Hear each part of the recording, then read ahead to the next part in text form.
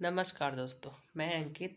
पिछले वीडियो में हम लोगों ने class 6 chapter 1 civics social science understanding diversity का कुछ टॉपिक जैसे diversity in India and how to explain diversity के बारे में हम लोगों ने जाना था कि इंडिया में डाइवर्सिटी क्या है। फिर हम लोगों ने जाना कि how to we explain diversity, यानी कि डाइवर्सिटी को एक्सप्लेन कैसे कर सकते हैं। इसका पार्ट 1 हम लोगों ने पिछले वीडियो में जान लिया है।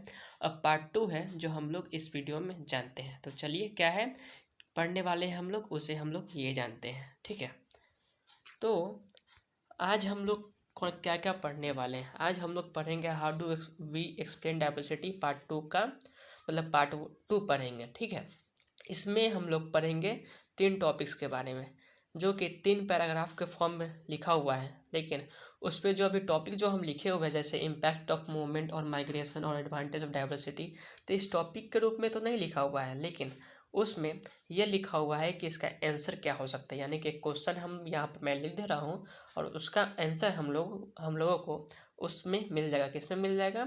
उस पैराग्राफ में मिल जाएगा। तो ऐसे में हम लोग को एग्जाम में अगर कोई क्वेश्चन भी आता है तो क्वेश्चन का आंसर हम लोगों को आसानी से मिल जाएगा, क्योंकि हम लोग को मालूम रहेगा कि इस पैराग्राफ में क्या बताया गया है और इस चैप्टर में हम लोगों को क्या बताया गया है, किस तरह का क्वेश्चन पूछा जा सकता है फ्यूचर में।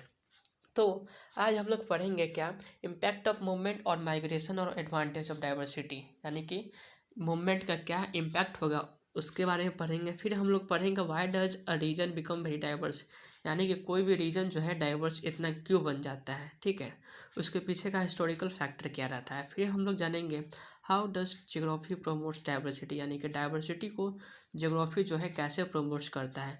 तो इन सबों का आंसर पैराग्राफ में लिखा हुआ है, लेकिन ये सबका क्वेश्चन एनसीईआरटी बुक में नहीं दिया हुआ है। लेकिन इस पैराग्राफ से क्या क्वेश्चन बन सकता है उसे मैं क्वेश्चन बनाकर और आंसर के तौर पर उस पैराग्राफ को लाइन बाय लाइन एक्सप्लेन करके या माइंड मैप के जरिए बताकर उसका आंसर ढूंढने की कोशिश करेंगे हम लोग साथ में। तो शुरू करने से पहले आज हम लोग कुछ थोड़ा मोटिवेट हो जाते हैं, क्योंकि मोटिवेशन और कोई काम अच्छा से करना है तो मोटिवेशन भले ही कुछ थोड़े ही समय के लिए रहता है लेकिन ज़रूरी रहता है। लेकिन क्या है उसे हम लोग पढ़ लेते हैं, जान लेते हैं मोटिवेशन के बारे में। ठीक है, इंतजार करने वालों को सिर्फ उतना मिलता है जितना कोशिश करने वाले छोड़ देते हैं। यानी कहने का मतलब यहाँ पर ये है कि हमें जीवन में इंतजार नहीं करना है बल्कि कोशिश करना है। यानी कि हमें एक्शंस लेना है, सिर्फ हमें सोचना नहीं है। सोचते सोचते तो पता चलेगा पूरा जीवन निकल गया और पता चलेगा हम लोग जीवन में कुछ कर ही नहीं पाए। तो हमें सोचने के बजाय हमें एक्शंस लेना है, हमें प्लान बनाना है और उसके अकॉर्डिंग काम करना है। क्यों ऐसा क्यों करना है? ऐसा इसलिए करना है क्योंकि जो इंतज़ार करने वाले जो लोग होते हैं, यानी कि जो सोचने वाले लोग होते हैं, उनको उतना ही मिलता है जितना कोशिश करने वाले जो लोग होते हैं उसे छोड़ देते हैं। ठीक है, अगर हम लोग को बहुत चीज़ चाहिए लाइफ में सक्सेस हासिल करना है तो हमें एक्शन लेना है, ना कि क्या करना है, ना कि सिर्फ सोचते रहना है। तो चलिए, पहला हम लोग का जो कंटेंट टेबल ऑफ कंटेंट या कंटेंट में जो पहला टॉपिक हम लोग डिस्कस करने वाले हैं कौन सा, वो टॉपिक ये है what is the impact of movement और माइग्रेशन और एडवांटेज ऑफ डाइवर्सिटी। ठीक है, पहले एनसीईआरटी के बुक में जो लाइन बाय लाइन एक्सप्लेनेशन दिया हुआ है, यानी कि लाइन बाय लाइन जो लिखा हुआ है उसे हम लोग एक्सप्लेन कर लेते हैं। ठीक है, इसमें दिया हुआ ये कि sometimes as they begin to make their homes in new places people begin to change a little and at other times they manage to do things in the old ways. यानी कहने का मतलब यहाँ पर यह है कि कुछ समय के लिए भले ही जो लोग जो है अपना आपको माइग्रेट करते हैं, यानी कि दूसरी जगह पर मूव करते हैं, तो वो मूव करने के दौरान क्या करते हैं, मूव करने के दौरान जो है अपना जो कस्टम, अपना जो ट्रेडिशन, यानी कि अपना जो हैबिट रहता है उन हैबिट्स को तो फॉलो करते ही है, लेकिन साथ साथ जो नया हैबिट है, यानी कि जिस जगह के अनुसार उन्हें ढलना है, उस जगह पर जो हैबिट चल रहा है या जो ट्रेडिशन चल रहा है, वो कस्टम चल रहा है, ठीक है, या कल्चर जो चल रहा है, उस कल्चर को भी अडेप्ट करते हैं। So their language, food, music, religions became a mix of the old and new, and out of this intermixing of cultures came something new and different। यानी कि इसी के कारण इनका जो लैंग्वेज हो गया, इनका जो कल्चर हो गया, इनका जो म्यूजिक हो गया, इनका जो रिलीजन्स हो गया, सब क्या हो जाता है, सब हो जाता है मिक्स, यानी कि घुल मिल जाता है। और इस घुल मिलने के कारण, यानी कि इंटरमिक्स होने के कारण एक नया और डिफरेंट चीज़ क्या उभर कर आता है। ठीक है, अब इसे हम लोग माइंड मैप के जरिए समझ लेते हैं आराम से, अच्छा से। तो यहाँ पर ये दिया गया question, what is the impact of movement और माइग्रेशन और एडवांटेज ऑफ डाइवर्सिटी, ठीक है। तो इसका आंसर क्या बन सकता है? इसका आंसर यही बनेगा कि समटाइम्स, नहीं कुछ समय, पीपल जो है वो ट्रैवल करते हैं। कहाँ से? पीपल जो है ट्रैवल करते हैं अपने होम से कुछ नया प्लेसेस पर। जब वो नया प्लेसेस पर ट्रैवल करते हैं तो क्या करते हैं, वो थोड़ा अपने आप को चेंज करते हैं, और जो रेस्ट रहता है उससे सेम रखते हैं, यानी कि अपने आप में थोड़ा परिवर्तन लाते हैं, और जो पहले से ट्रेडिशन कस्टम फॉलो कर रहे हैं उन्हें फॉलो करते ही रहते हैं, ठीक है। परिवर्तन अपने मतलब किस किस चीज़ में परिवर्तन लाते हैं? परिवर्तन लाते हैं लैंग्वेज के, कल्चर के, म्यूजिक के, रिलीजन, ठीक है। इन सब चीज़ों में परिवर्तन लाते हैं, यानी कि उनका जो पहले से लैंग्वेज था, उनका जो पहले से कल्चर था, या पहले से जो म्यूजिक को लिसन करते थे वो तो रहता ही है, लेकिन नया नया म्यूजिक को, लैंग्वेज को ये सभी ऐड करते जाते हैं। इसलिए इन दोनों के मिलने से कुछ नया चीज़ का उत्पन्न होता है, एक अलग ही तरह का म्यूजिक का उत्पन्न होता है, एक अलग ही तरह का लैंग्वेज का उत्पन्न होता है। New and different things different emerge, यानी कहने का मतलब यही है, जब नया और पुराना मिलता है तो दोनों को मिलने से एक नया जो है लैंग्वेज, कल्चर, म्यूजिक क्या होता है, इमर्ज होता है। अब हम लोग ये समझते हैं, नेक्स्ट टॉपिक, नेक्स्ट पैराग्राफ पे क्या दिया गया है उसे समझते हैं, ठीक है। लेकिन उससे पहले हम लोग थोड़ा जान लेते हैं, क्या उससे पहले हम लोग जान लेते हैं कल्चर का मतलब क्या होता है। कल्चर का मतलब हिंदी में होता है संस्कृति, यानी कि the way of life of a group of people including their beliefs, customs, art and language, यानी कि किसी समूह के लोगों का जीवन का तरीका जिसमें उनके विश्वास, रीति रिवाज, कला और भाषा शामिल है। यानी कि कोई एक ग्रुप के लोगों के द्वारा अपने जीवन जीने की शैली में जो रीति रिवाज को फॉलो करते हैं, जो विश्वास को मानते हैं, जो कला और भाषा का प्रयोग करते हैं, वो हो गया उनका कल्चर। जैसे में हिंदू और मुस्लिम के बारे में जान लेते हैं, यानी कि ये थोड़ा कंट्रोवर्शियल मैटर रहता है, इसलिए थोड़ा इन्हीं के एग्जांपल लेकर समझ लेते हैं। जैसे हिंदू धर्म को में यह मानना है कि लोगों को हमेशा 5 बार नमाज पढ़ना चाहिए, फिर जो भी वो कमाते हैं उसमें से कुछ परसेंट दान में देना चाहिए, मतलब ये सब मानना धारणा है। तो वो लोग क्या करते हैं, वो अपना जीने का तरीका इसी तरह से फॉलो करते हैं, यानी कि इसी तरह से वो जीते हैं, जो उनके धर्म में माना जाता है उस धर्म को मानते हैं, ठीक है, उन तरीका को फॉलो करते हैं। फिर हिंदू धर्म में ये बात होती है कि हमें सुबह उठते उठते भगवान को पूजा करना चाहिए, यानी कि हिंदू धर्म के लोगों को भगवान को पूजा करना चाहिए, उनको जल अर्पित करना चाहिए, ठीक है। तो ये सब उनका मानने का तरीका है, उनका बोलने और उनका पालन करने का तरीका, अपना रीति रिवाज को फॉलो करने का तरीका है। तो इसी को क्या बोलते हैं, इसी को कल्चर बोलते हैं। अब how does a region become very diverse, इस क्वेश्चन का आंसर हम लोग को कहाँ मिलेगा, इस पैराग्राफ में मिलेगा। तो पैराग्राफ क्या है, पहले वो पढ़ लेते हैं। The history of many places shows us how many different cultural influences have helped to shape life and culture there। यानी कि यहाँ पर कहने का मतलब ये है कि बहुत जगह का जो हिस्ट्री है ना, वो हम लोग को यह दिखाता है, बताता है कि जैसे कैसे कैसे जो डिफरेंट जो है, यानी कि विभिन्न कल्चर, यानी कि सांस्कृतिक प्रभाव जो है वो लाइफ को क्या किए हैं, शेप किया, यानी कि एक आकार दिए हैं, और एक कल्चर को भी, यानी कि संस्कृति को भी आकार दिए हैं। कहने का मतलब क्या है कि एक ही रीजन पर ना बहुत सारे अलग अलग रिलीजन्स के लोगों के द्वारा वहाँ पर रूल किया गया। जब बहुत सारे अलग अलग रिलीजन्स को द्वारा रूल किया गया तो वो उन सब रिलीजन्स को मानने वाले लोग भी तो वहाँ पर थे ना।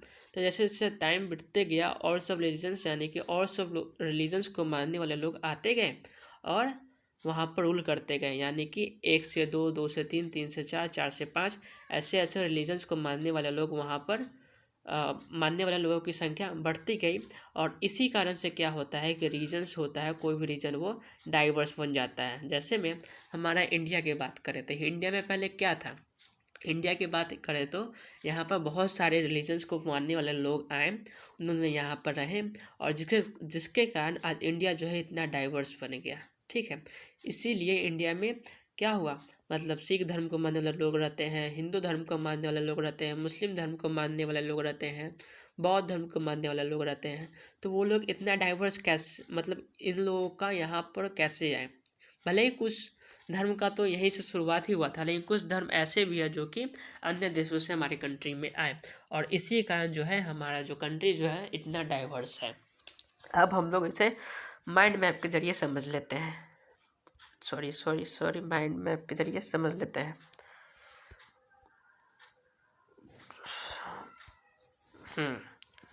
तो यहाँ पर हम लोग ये समझ सकते हैं कल्चर के बारे में। हम how does a region become very diverse, ये इसी के बारे में हम लोग पढ़ रहे थे।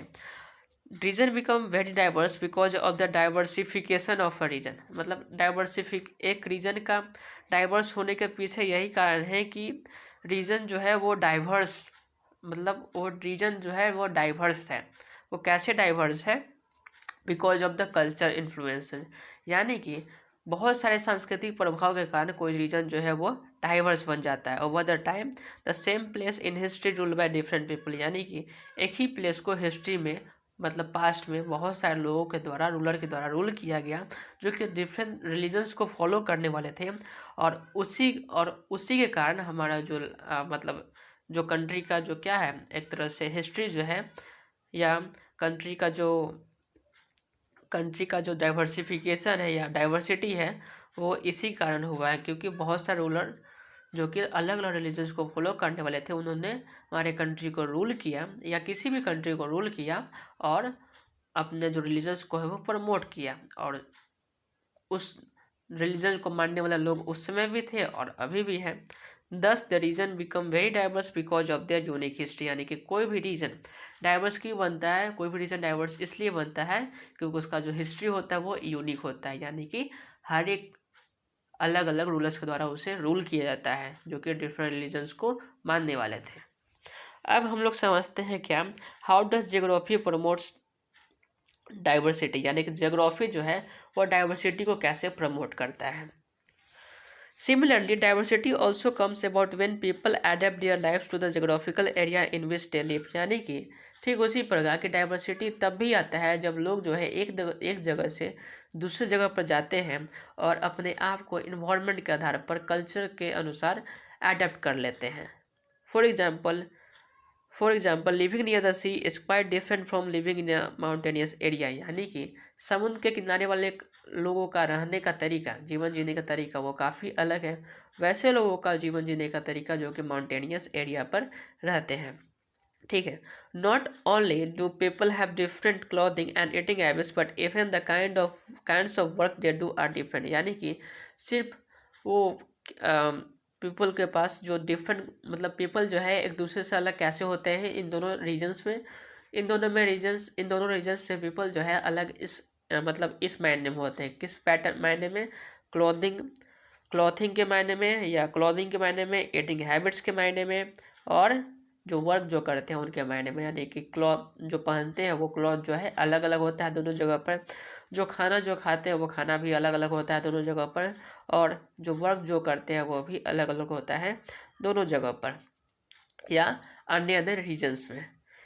In cities, it is often easy to forget how closely people's lives are tied to their physical surroundings. This is because in the city, people seldom grow their own vegetables and grains. Instead, they depend on the market to buy all the good food and other goods that they need. यानी कहने का मतलब क्या होगा, cities में जो लोग रहते हैं ना, वो लोग क्या करते हैं, नेचुरल इन्वायरमेंट से जो है काफ़ी दूरी बना कर रखते हैं, नेचुरल इन्वायरमेंट में उतना इंटरेस्ट नहीं जगाते हैं। उनका जो भी नीड्स होता है वो नीड्स वो मार्केट से बाई कर और उसे पूरा भी कर लेते हैं। अब वही बात यहाँ पर भी बताया गया है, यहाँ पे कि how does geography promotes diversity, तो when people travel from one place to another have to adapt themselves according to the environment. Environment मतलब क्या? Climate, weather, temperature. For example people living near the sea is quite different from the people living in the mountainous area, यानी कि लोग जो है वैसे लोग जो कि प्लेन एरिया में रहते हैं या माउंटेनियस एरिया में रहते हैं, उनका जो लाइफ स्टाइल होता है वो काफ़ी अलग होता है वैसे लोगों से जो कि कहाँ पर रहते हैं, जो कि रहते हैं सी वाले एरिया में। But they differ in what aspects, किस एस्पेक्ट में वो डिफर करते हैं? They differ in clothing patterns, eating habits, kinds of work they do, यानी कि जो क्लॉथ पहनते हैं, जो खाना खाते हैं या जो वर्क करते हैं, इन पैटर्न्स में वो लोग डिफरेंट होते हैं।